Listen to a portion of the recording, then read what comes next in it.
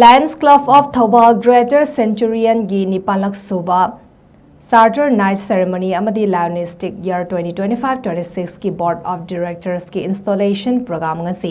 THOUBAL OKRAM da LEIBA WAIKHOM Mani Girls College of ki Seminar Hall da PANGTHOKHRE Charter Night Amadi Installation ki thoram aduda Lion TS Kesho Singh PMJF IPDC Lions Club International District 322D na athoiba mitunglen amadi Installation Officer Lion Y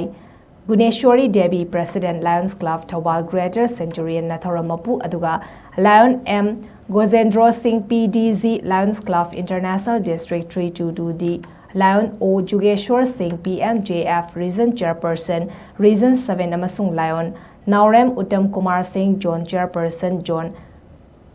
14 akhanaba mitunglen sing oina saruyaki thoramaduda Lions Club of THOUBAL Greater Centurion ki leikitrabi member lokrapam ningol leisangtem ongbi ahanbi leimagi photo da leisu katunai kai khumnabasu utki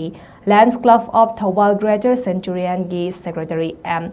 Neswari Devina Secretary report thamduna Lions Club of THOUBAL Greater Centurion na haudorakpadagi na hauzik fawda tawkiba thabak thoram sing